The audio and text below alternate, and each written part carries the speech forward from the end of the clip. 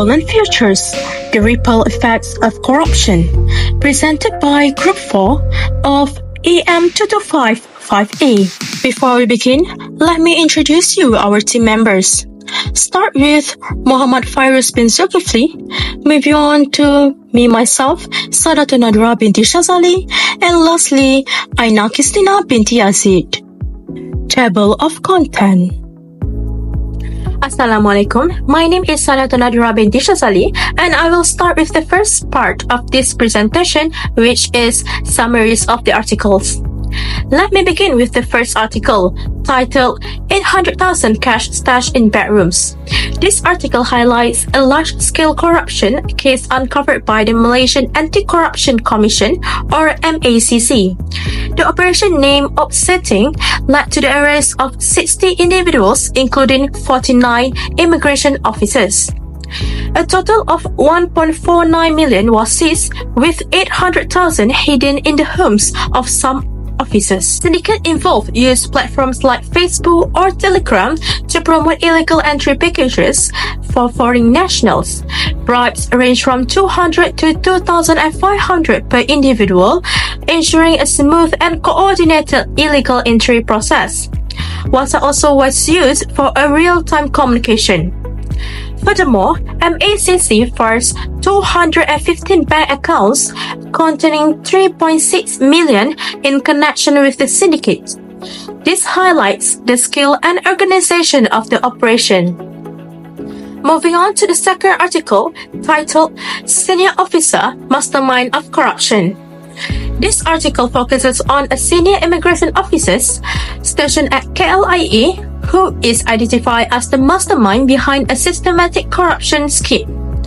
The officer influenced more than 50 subordinates and was arrested on September 5th during MACC's ongoing investigations, which included OPSPAM 2.0 and Offsetting. In total, 60 individuals were arrested, including immigration officers, agents, police, and mule account holders. The syndicate operated using a strategy called the counter-setting modus operandi.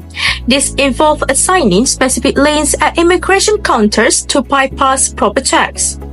The mastermind not only managed operations, but also handled the bribe collections. MACC has announced that 4 suspects will be charged by October. Now, let's look at the key parties involved in these corruption cases. From Article 1, the main parties include the MACC, which led the anti-corruption operation. Next, immigration officers, with 49 officers implicated in the syndicate, and syndicate agents who used social media to advertise illegal entry packages, and lastly, foreign nationals who paid bribes to gain unauthorized entry. From Article 2, we have the mastermind, a senior KLIA officer orchestrating the corruption. The immigration officers and agents who carry out the illegal entries. Mule account holders who manage illicit financial transactions. And once again, the MACC, which played a crucial role in uncovering and dismantling the syndicate. Next, I will pass to the next presenter, AINNA. Thank you, SAIDATUN NADHIRAH. Now let's move on to the reasons behind this corruption. Corruption stems from people in position of authority abusing their influence to make bad choices or commit unethical acts like giving or receiving bribes or gifts, double dealing, committing crimes, or embezzling money. According to the Global Infrastructure Anti-Corruption Center, corruption requires motivation from individuals or organizations, and there are 4 motivating factors. The first motivating factor is voluntarily. Corrupt practices can sometimes be voluntary actions taken by parties involved with the deliberate purpose of acquiring an unfair advantage in the marketplace or an unwarranted personal or business profit. And the second factor is provide a fair playing field. For example, a contractor might feel forced to offer a bribe during the bidding process if they think their competitors are doing it too. Similarly, a contractor might increase their claims unfairly if they expect the project owner to reduce their payment unfairly or make false claims against them.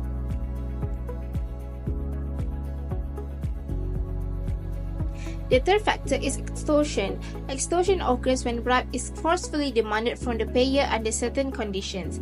And last but not least, the fourth motivating factor for corruption is normal business practices. Normal business practices refers to situations where certain offences are committed due to the mistaken belief that actions like inflating claims or unlawfully withholding payments are standard practices in businesses and not a criminal act. The third fact. Next, moving on to how corruption occurs in Malaysia. Corruption are typically carried out in secrecy, often aimed at securing either personal gain or advantages for the associated organisation. Such actions frequently remain unnoticed either due to their concealed nature or because they evade detection.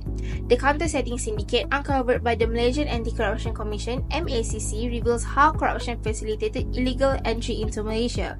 Based on our selected articles from the Malay Mail and the Star, the syndicate advertised entry packages for foreigners on platforms like Facebook and Telegram, with agents coordinating with immigrant officers through WhatsApp to arrange specific entry dates. Once finalized, immigration officers approved these entries without proper checks. A senior immigration officer stationed at KLIA was revealed to be the mastermind behind the corruption. He organized bribes and directed other officers to channel foreigners through prearranged lanes, bypassing normal procedures. MACC investigation led to the arrest of 60 individuals, exposing the syndicate's skill and misuse of social media and encrypted messaging apps for illegal activities. This case highlights the urgent needs for stronger oversight and enforcement at Malaysia's entry points to safeguard national security and integrity. Next, moving on to how corruption occurs in Malaysia. Corruption are typically carried out in secrecy, often aimed at securing either personal gain or advantages for the associated organisation. Such actions frequently remain unnoticed either due to their concealed nature or because they evade detection. Next, let's talk about the impact of corruption. According to the Global Infrastructure Anti-Corruption Center, there are two types of impact as a result of corruption. The first impact of corruption is human cost. Corruption in the misappropriation of public funds leads to fewer essential infrastructure projects, reduced funding for social services, and unsafe conditions. The second impact is the economic cost. At the national level, corruption can ultimately slow the country's economic growth and development.